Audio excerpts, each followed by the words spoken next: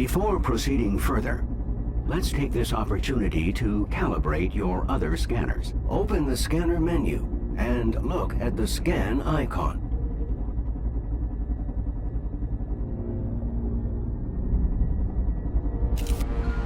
Calibrations completed. Scanners always need calibrating. There it is, the lead Sichthys. It really does dwarf every other fish on record.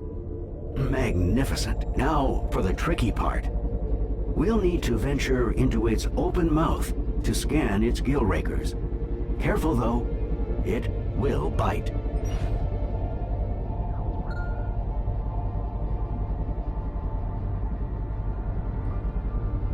Excellent navigation. Now scan the gill rakers on each side of the mouth before it notices us.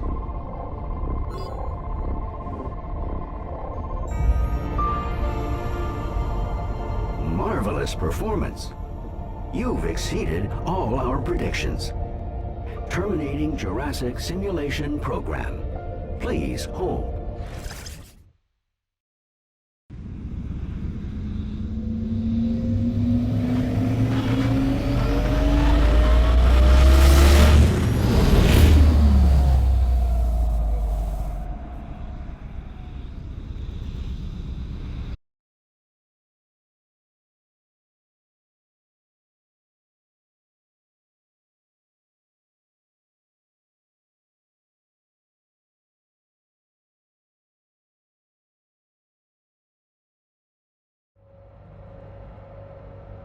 Welcome to those temporal research facility in Svalbard. I think the doctor is going to be very pleased. Oh, transmission incoming.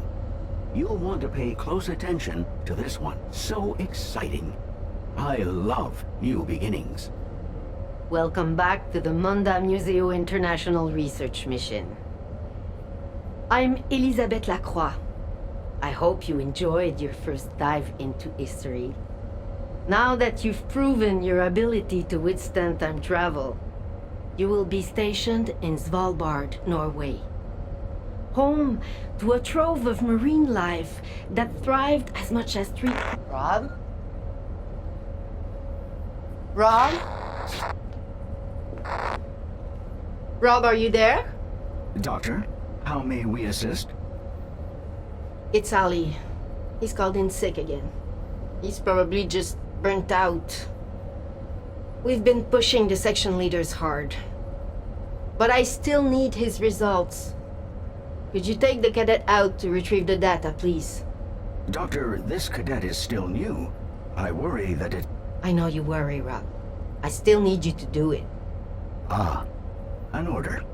Very well. Well, what an excellent opportunity to advance, cadet. How long will it take? With the lag we'll pick up coming back, I estimate a few weeks on your end. Good. Go now. Yes, Doctor. Well, Cadet, it looks like we'll continue to work together closely. My name is Roberto, by the way. But please, call me Rob. You probably have questions. We can review your first official mission brief when you're ready. The pod you're controlling has been designed to withstand the stresses of temporal relocation and keep you safe from harm during your travels. Once docking is complete, the portal will transport us back to the All systems are now online and operational. Prepare for temporal relocation in 3, 2, 1.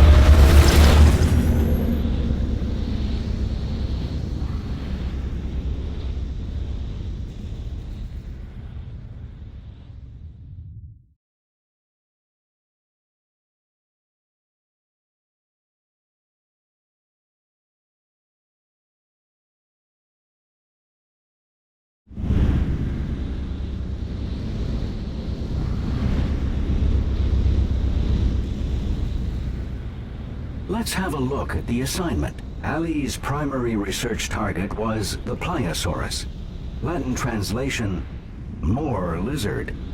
You'll see why. The Pliosaurus is one of the top predators of its time. We need more information about how it hunts.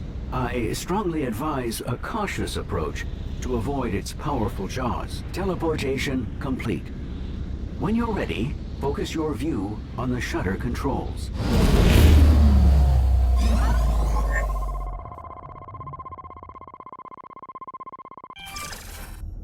Let's get started.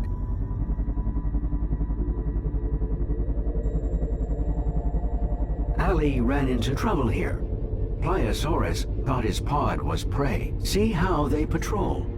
You must avoid detection at all costs. Those boulders in the center seem like an ideal hiding place.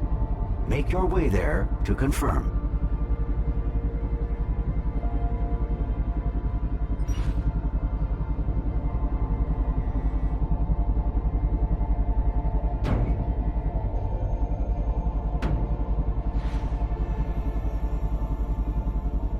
Good. Now we can continue our research without fear of attack. Tag the more aggressive one, so we can get a better idea of what we're dealing with here.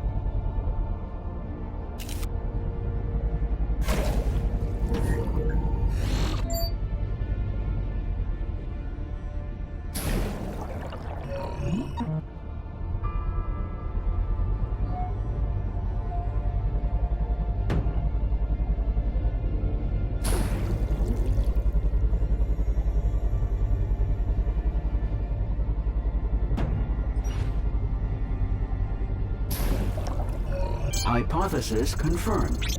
It's definitely a Pliosaurus. It is strange that two Pliosauruses would choose to stay in such close proximity to each other.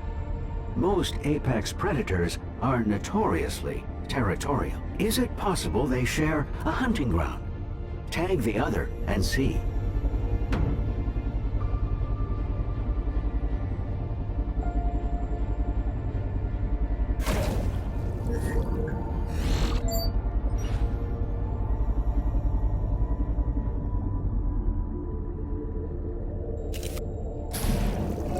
One of the Pliosauruses is male, and the other is female. Perhaps we've found a mating pair. If so, I would expect them to be on the hunt for additional food.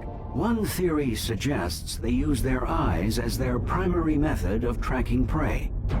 An eye scan would seem like a logical place to begin our investigation.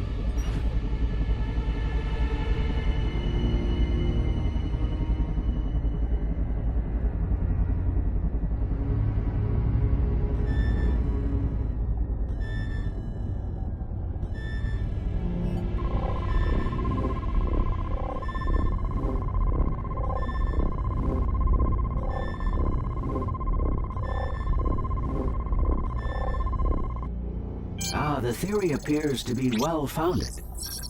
The eye of the Pliosaurus is highly developed, though they would perform poorly in low-light situations. Let's do our best to remain out of sight. Let's examine the anatomy of the female Pliosaurus. If they are a mating pair, I'd expect her to be carrying several eggs. I have unlocked a new tool for the purpose. The ecography scan. It will let us see a creature's internal systems in detail. Use your ecography scan to gain some insight.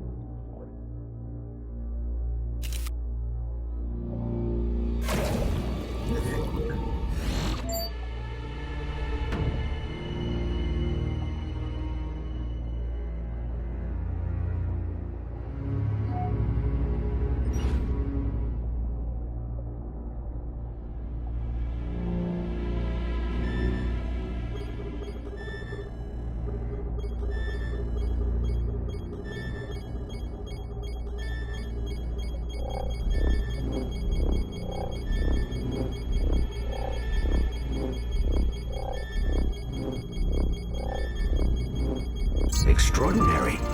The Pliosaurus is carrying a fetus, which means they give live birth. The doctor will want to see this. The pair is no doubt here hunting the smaller creatures I've detected below. Let's head down to see what creatures the Pliosauruses find so appetizing. Tag 3, so that we can identify them with certainty.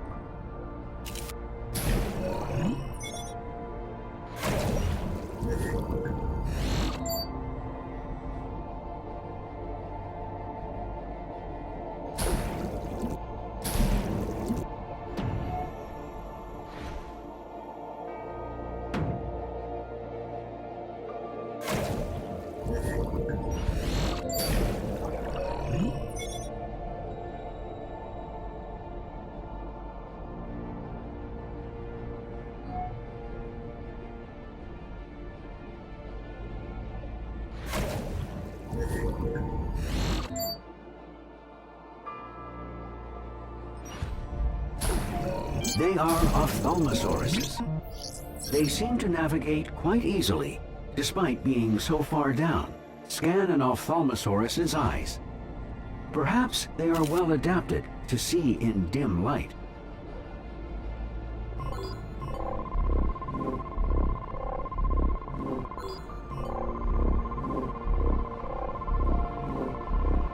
According to my database, they have one of the largest eyes of any creature proportionally. And each eye contains a set of bones, the sclerotic ring. If we can determine how deep they can dive, it will give us a good idea of whether the bones are used to help maintain the shape of their eyes or serve some other purpose. An echography scan of its lungs should give us a sense of how low they can go.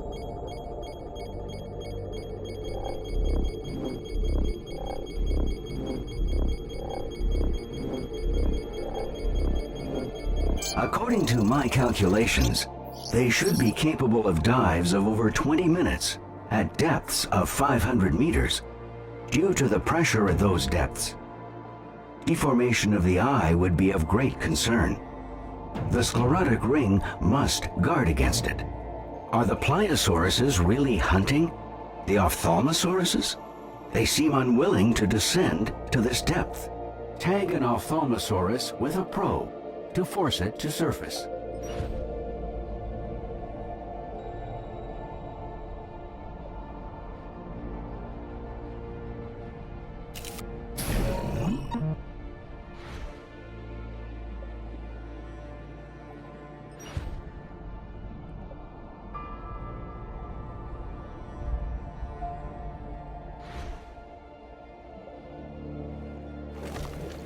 Excellent. I've temporarily modified the probe to allow it to gather metabolic information from within the Pliosaurus. We're lucky. The probe was not crushed when the Pliosaurus ate the Ophthalmosaurus. We may gather valuable metabolic data from the Pliosaurus. Use an echography scan on the Pliosaurus to locate the probe. I'll download what it recorded.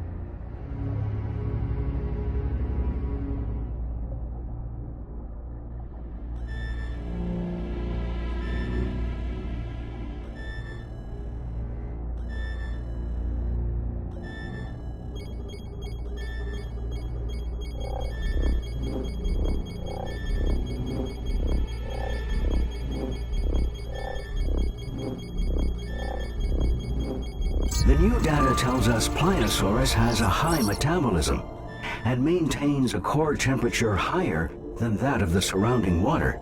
This area is fascinating, but the data we've gathered must be uploaded and analyzed.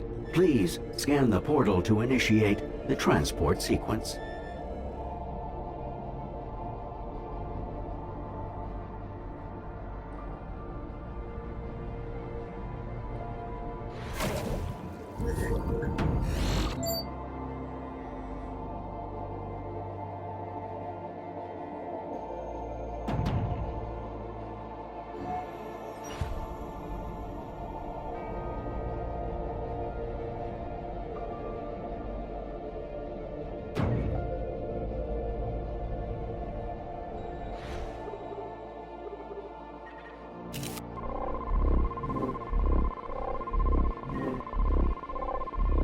All systems are now online and operational. Prepare for temporal relocation in 3, 2, 1.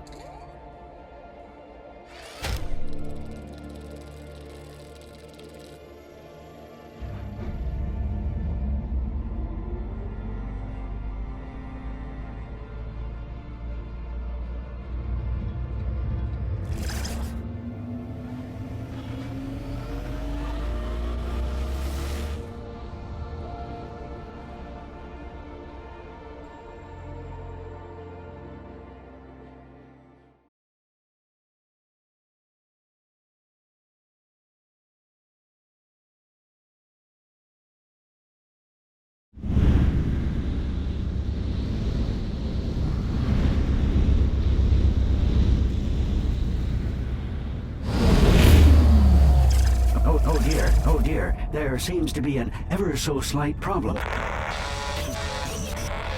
No need to panic. A minor glitch, I'm sure. I'll just reboot this.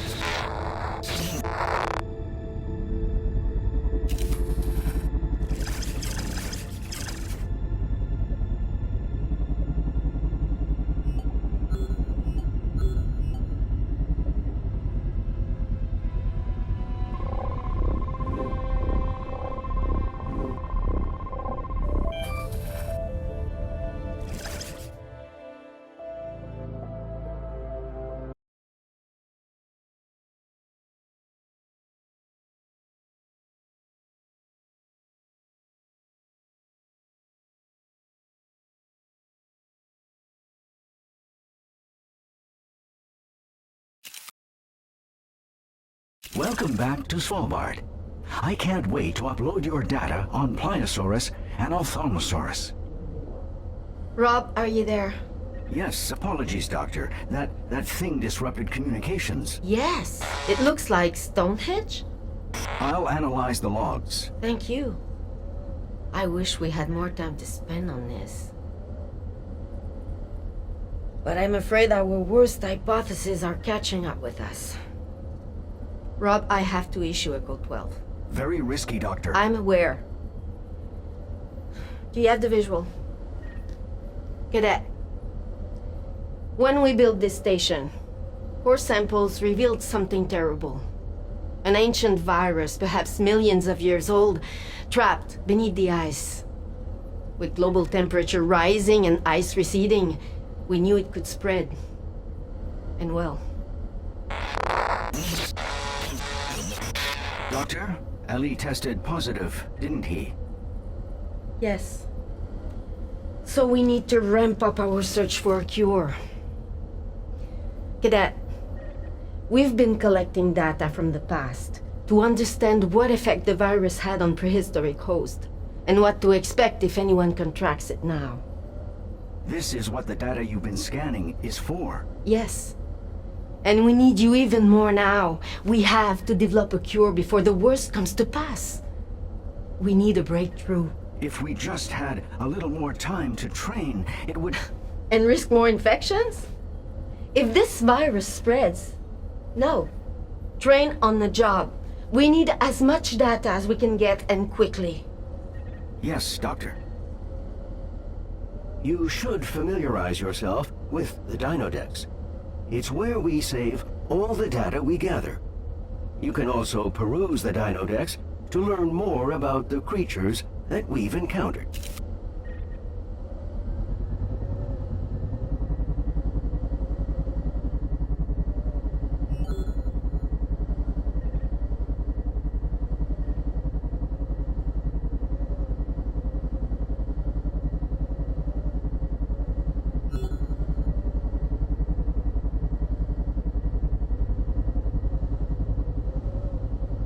You're going to need to get up to speed quickly now. The Dinodex can help with that. It's where we save all our research and the data we collect. It can help you learn more about the creatures we've encountered. Just line yourself up with a pod hologram to attach to the structure.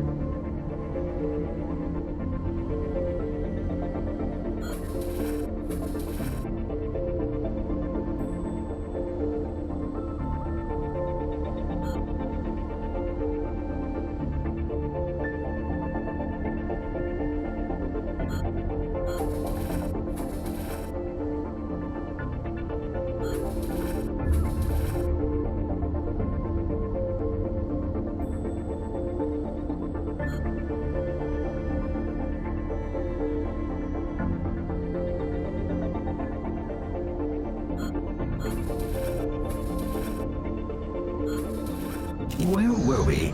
Oh yes, your next assignment is more than ready. Feel free, though, to take a moment to rest before heading out again.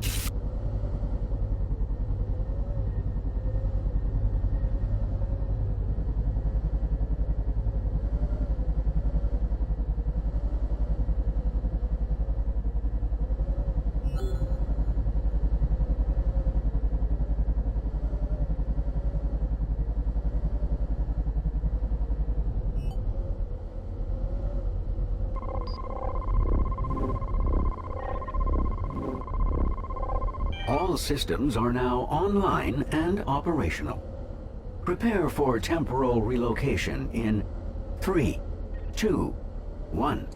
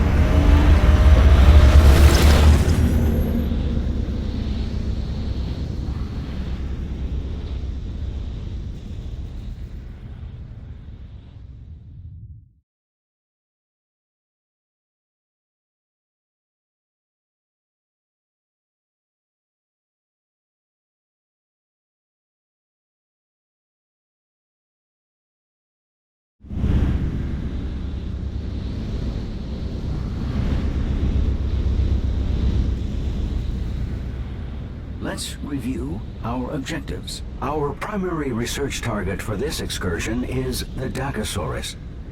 It's so well adapted to life at sea, we're not sure it ever leaves the water. As the virus the doctor described originated in water, we hope Dacosaurus may offer us some insight. The area we're investigating was recently hit by violent tremors. Earthquakes and tsunamis were the norm in the late Jurassic period. Arrived. When you're ready, focus your view on the shutter controls. Let's continue our mission.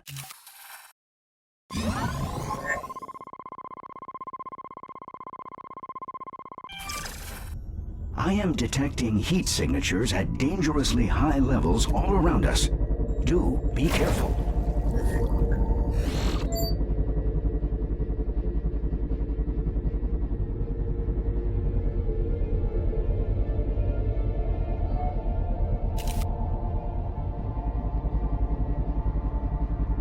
Those look quite a bit like our modern Nautiluses. Observe the soft cephalopod body emerging from the buoyant shell. Since we're here, why not tag one with a probe so we can identify which genus this is? It appears we're looking at titanites, a species at the root of modern squids and octopuses, but not direct ancestors of the Nautilus. They appear to be scavenging for a meal. Recent seismic activity must have washed many smaller creatures into the area for them to eat. While titanites are fascinating, they are not our core objective. Let's find a Dacosaurus.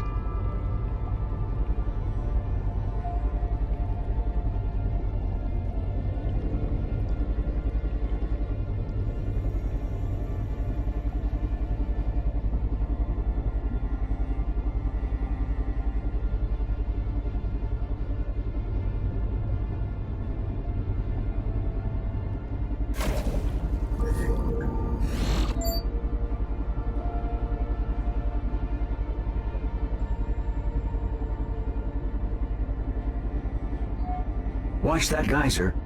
Pressurized water superheated by magma. Not hot enough to harm our pod, but it could make navigation challenging.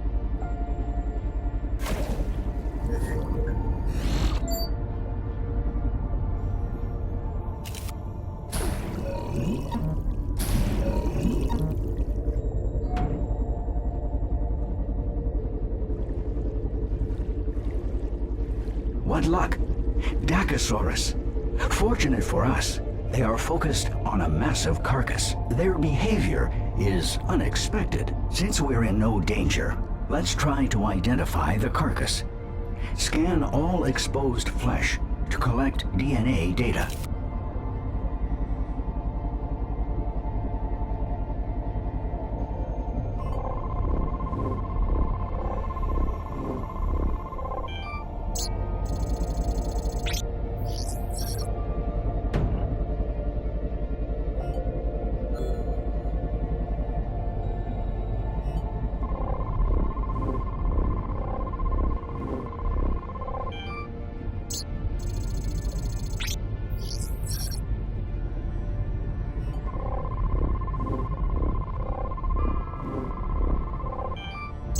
Fantastic! A Lusotitan. A large land dinosaur of the order Sauropoda.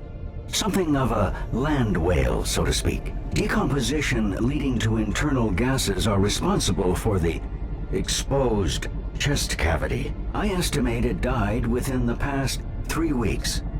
Perhaps the earthquake is responsible. Or perhaps the doctor's virus. We should tag all the Dacosauruses with probes.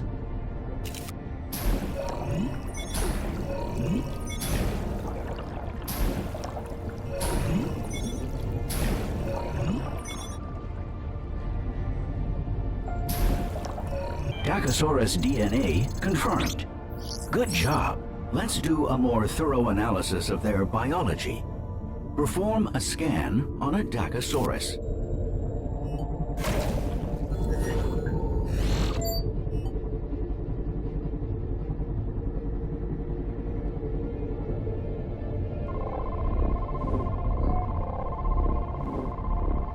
Preliminary analysis indicates that they are not a pack. The largest one is male, and the rest are female. Powerful jaws and serrated teeth. Their metabolism seems to be struggling, however. We need to know more about their behavior. Dacosauruses are infamous for being territorial and aggressive. Predators attack if they feel threatened or hungry. Our pod typically elicits some kind of aggressive response, but they seem to be ignoring us. I suggest you perform an echography scan on the stomach of the largest Dacosaurus.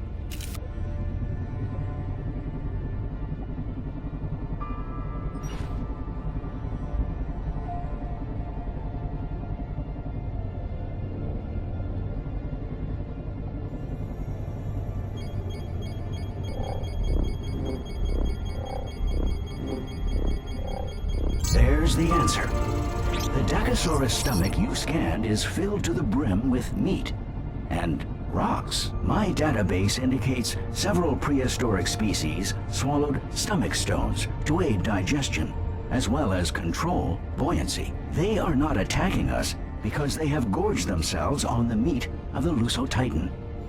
They're simply too full to be aggressive. The Dacosauruses have been feasting on the Lusotitan for days now. We know from previous scans they have very powerful jaws.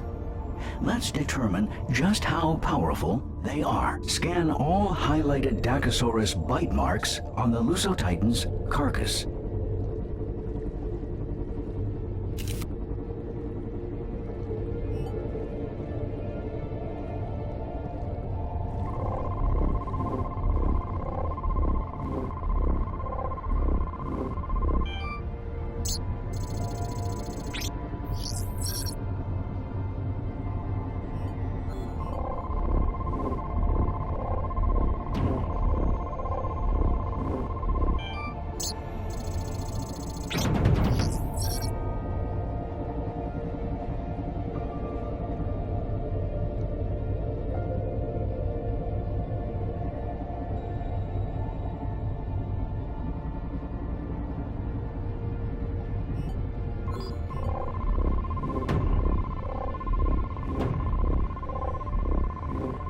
Exciting.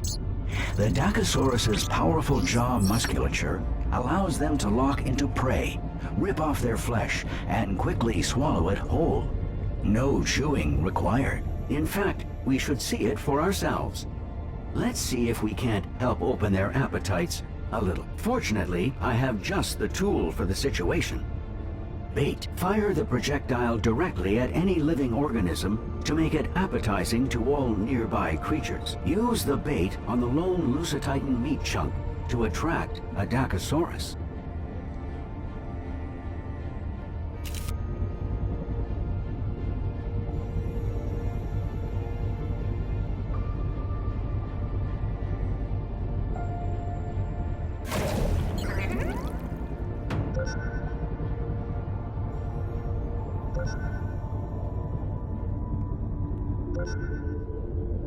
What splendor! This data confirms our scans were correct. They do not mess around. Look, Titanites. They must be interested in the Lusotitan's carcass too. Titanites are likely prey for Dacosaurus. This Lusotitan's carcass has provided many unique research opportunities. I would expect Dacosaurus to attack Titanites on sight, but we know that they've gorged themselves. That said, the Titanites seem remarkably undeterred by the presence of such predators. What could cause such confidence? Attach bait directly onto a Titanite to entice a Dacosaurus to attack, and then observe the event.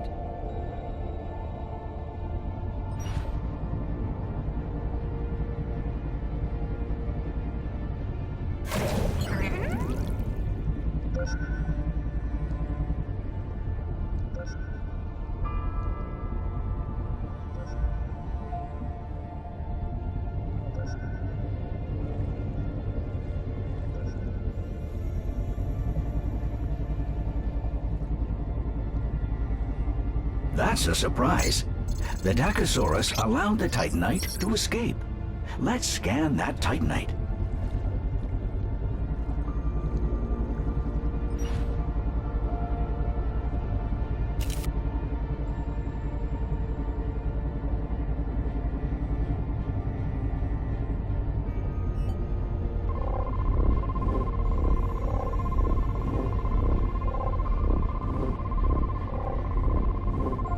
The external shell was barely scratched. This protection is likely why the Titanites were not more cautious.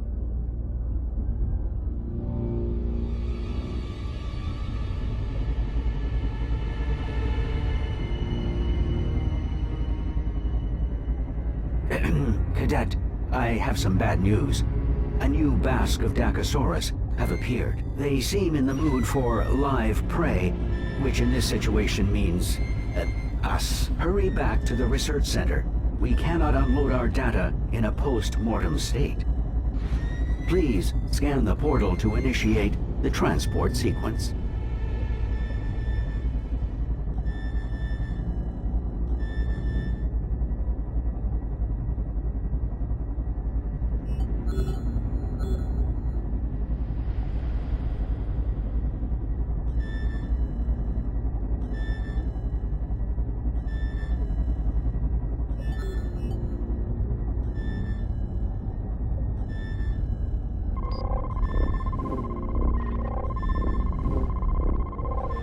All systems are now online and operational. Prepare for temporal relocation in 3, 2, 1.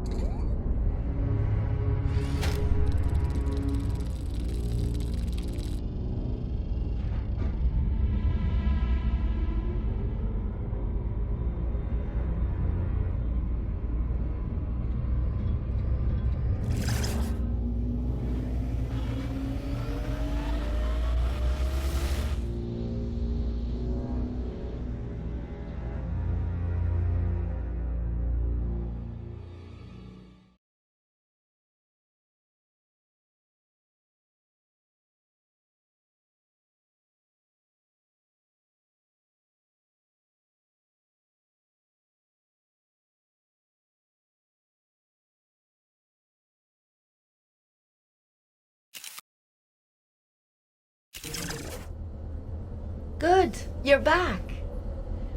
Your latest batch of data was so thorough. Thank you. I know it's tiring work. And how is your research against the virus progressing, Doctor? The news is mixed.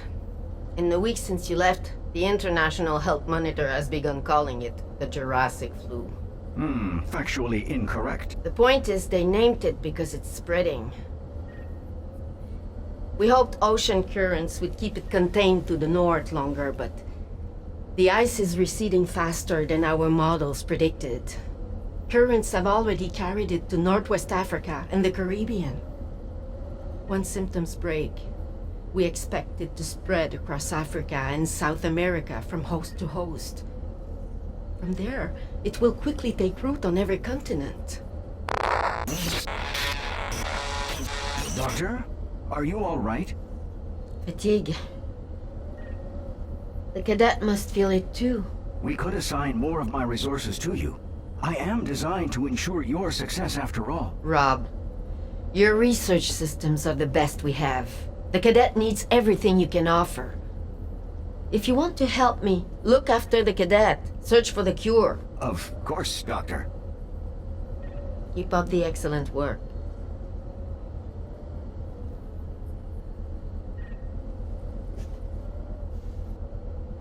Time travel is both physically and mentally demanding.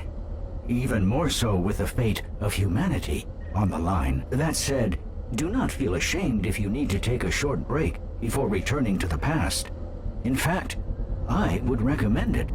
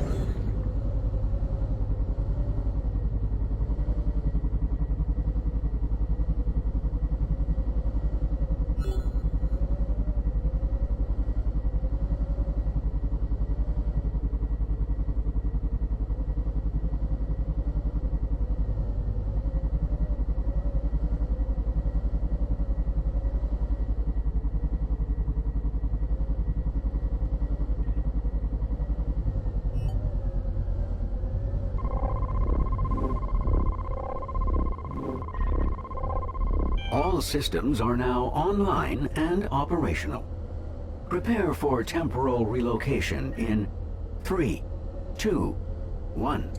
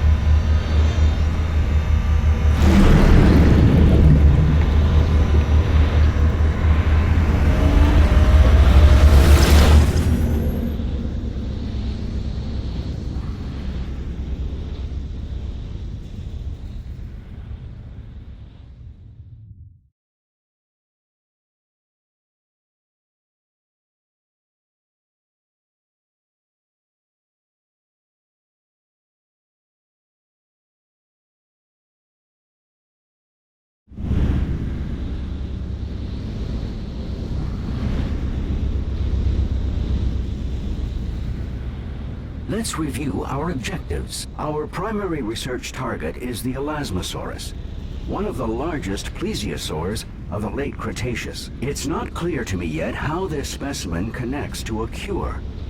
But it is not for us to question. We serve to collect. The Elasmosaurus had an extremely long neck, 71 vertebrae, according to the fossil record. You may have seen it drawn with its neck winding in elaborate S-shapes. But our current hypothesis posits that it couldn't really do so.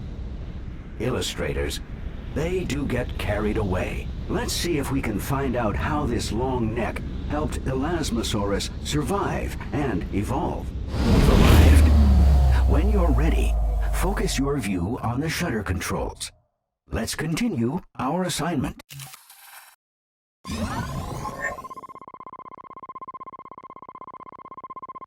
The late Cretaceous holds many new wonders compared to earlier eras. Let us hope it yields some new insight into a cure.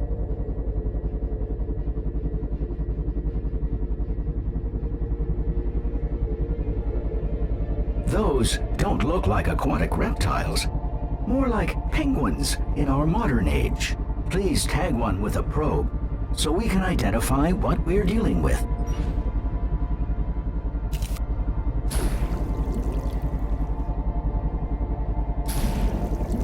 It appears we're looking at Hesperornus.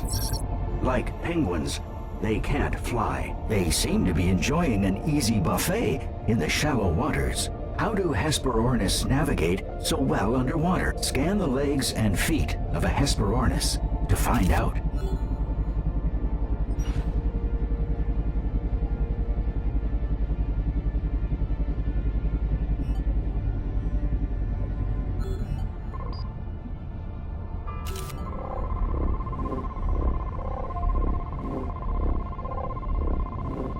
They have long, highly specialized legs and webbed feet. They are capable swimmers, but ill-adapted to moving around on land. How did the Hesperornis hunt? To answer this question, we'll need a new tool, the behavior scanner. As you would know if we'd had time to complete your training, the behavior scanner allows you to capture live behavior of creatures for later analysis. Behavior scan the Hesperornis at least once as it's looking underwater from the surface. To use the behavior scan, press and hold, then aim at a creature.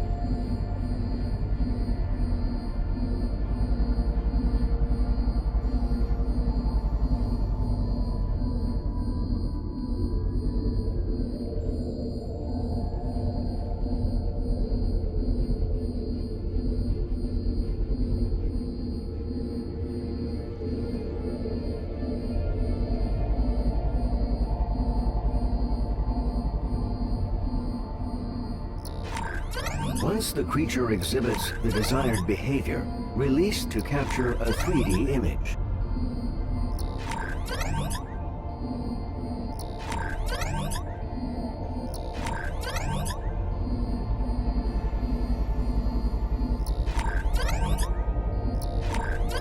Behavior scan the Hesperornis at least once as it's looking underwater from the surface.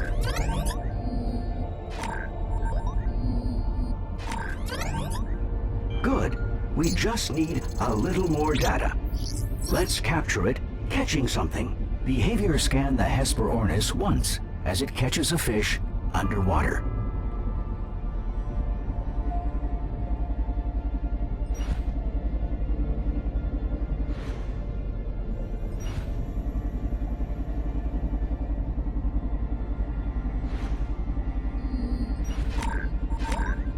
They dive in pursuit and snatch their prey in their beaks. We can see the Hesperornis hunts by sight. Fascinating though this is, birdwatching is not our focus. Let's move on with our exploration. We should look around the shoreline some more. After all, we know the virus evolved to survive on land at some point, and quite well.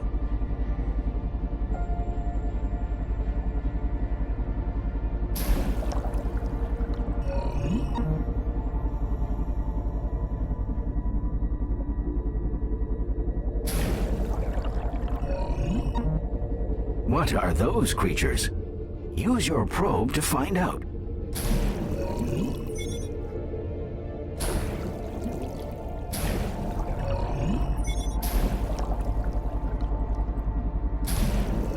They are Elasmosauruses.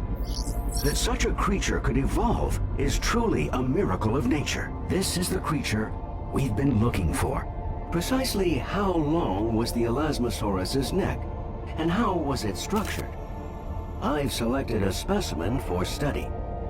ecography scan the full length of its neck.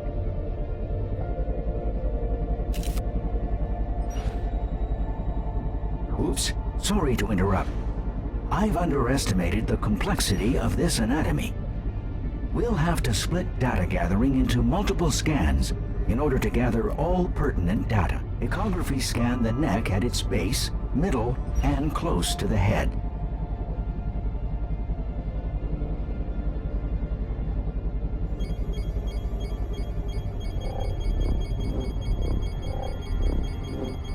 Well done. 2 more left.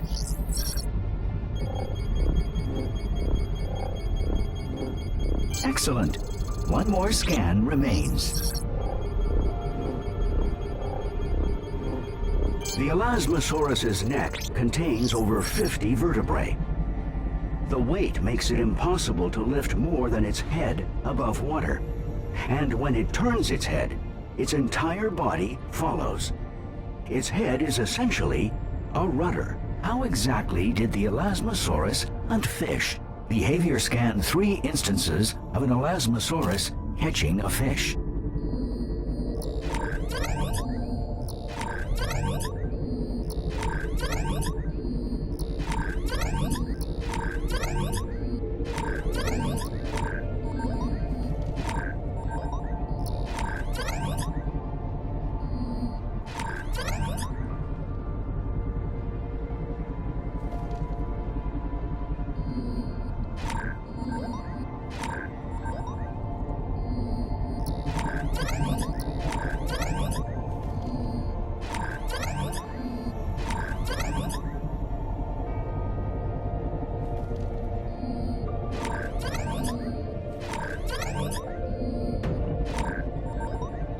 It approaches prey slowly, with its mouth wide open. It then swallows as much water as it can, trapping and crushing as much prey as possible. Are fish the only source of food for Elasmosauruses? Ecography scanned the stomach of an Elasmosaurus to find out.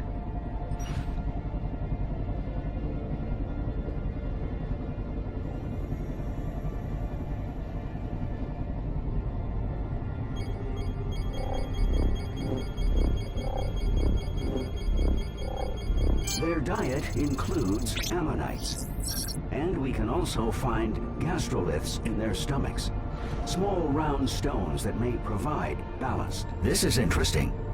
There's a tumor-like mass inside the stomach. If only we had some way of exposing it, so we could harvest more data from it. This could be relevant to the virus the doctor is researching.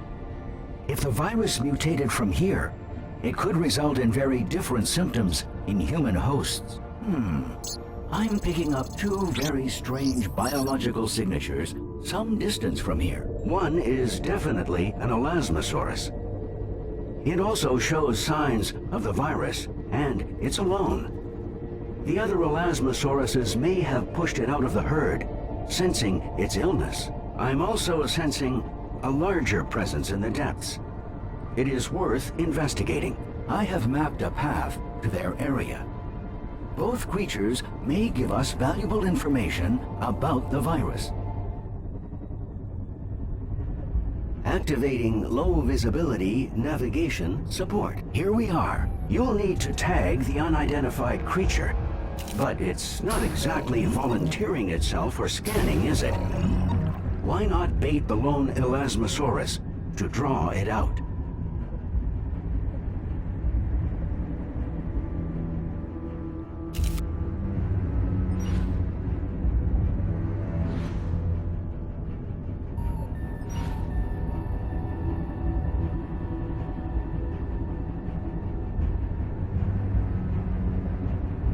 Bait the distant Elasmosaurus to draw our mysterious creature out of the depths.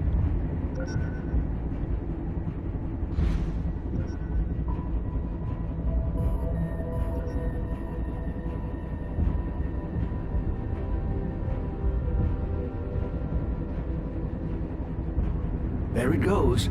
Tag it quickly.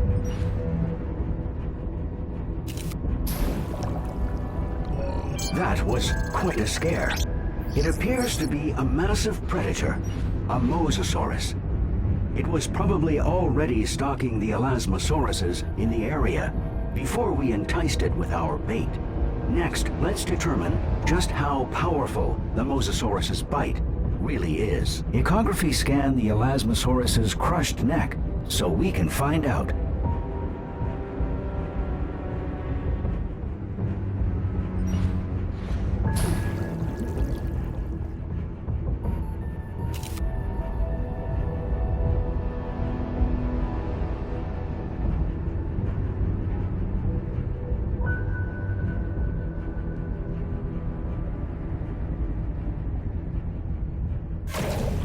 Please, don't bait the carcass. We need it intact for our current objective.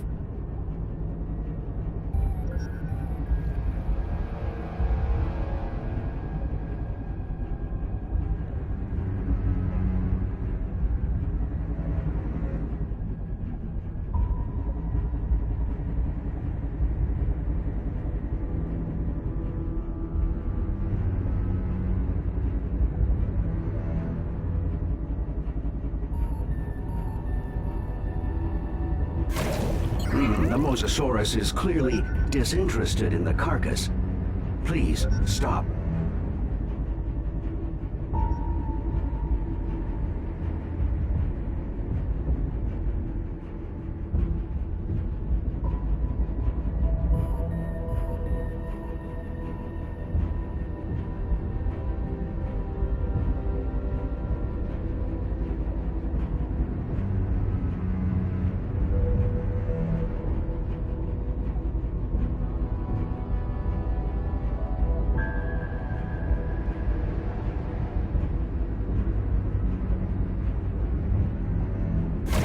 Please perform the required ecography scan.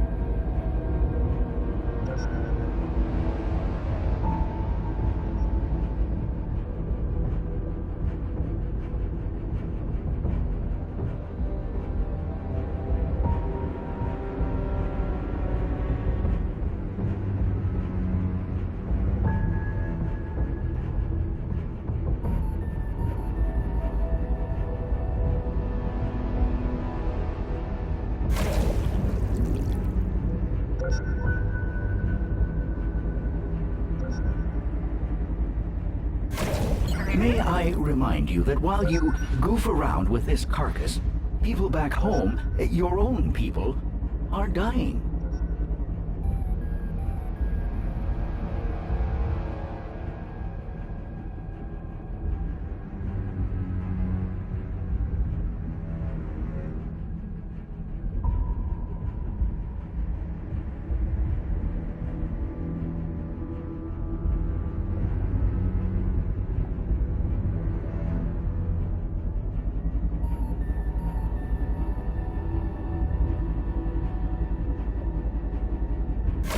That carcass won't be the only dead meat if the doctor finds out about this.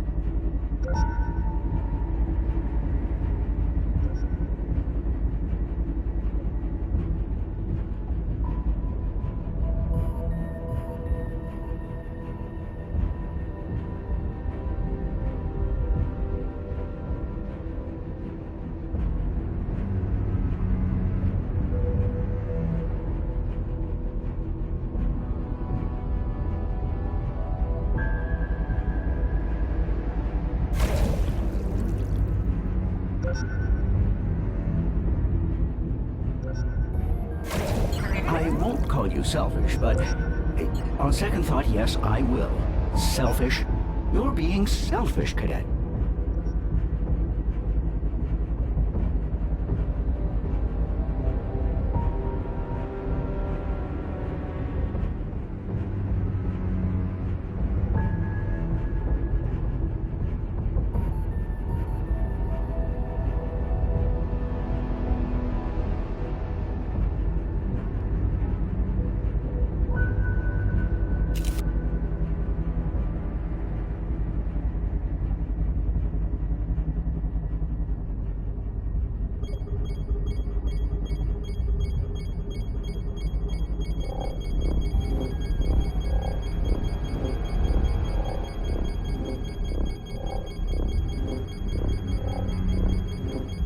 the damage inflicted upon the bones, it's clear that the Mosasaurus bite uses a force comparable to that of the Tyrannosaurus rex, estimated just short of 12,800 pounds. Strange that the Mosasaurus hasn't eaten more of the prey it killed and dragged under.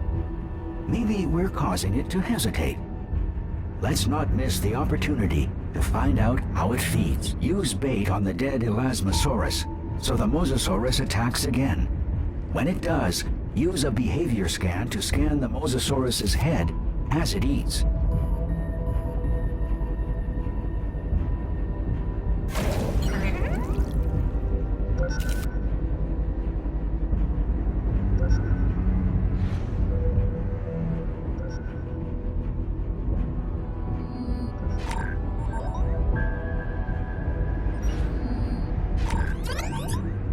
The Mosasaurus uses its powerful jaws to latch onto prey, hold its victim, and lacerate flesh into large bites. The Mosasaur's last attack punctured the Elasmosaurus's stomach and exposed the tumor we noticed earlier. Now's our chance to analyze it. Scan the tumor.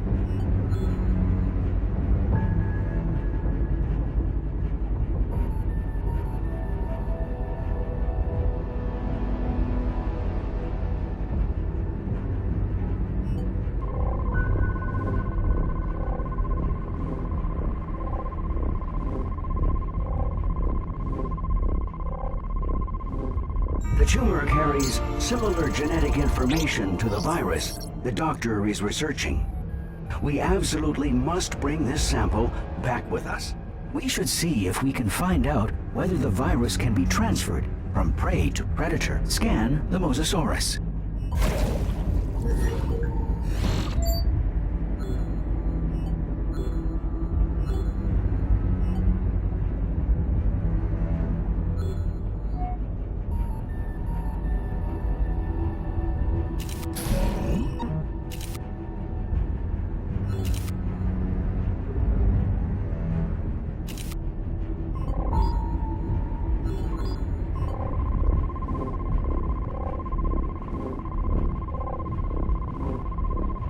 The virus is present in the Mosasaurus. It can be transferred from prey to predator. We must return to Svalbard to upload our data at once. Please scan the portal to initiate the transport sequence.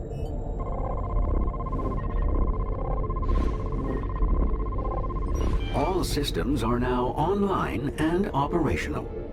Prepare for temporal relocation in 3, 2, 1.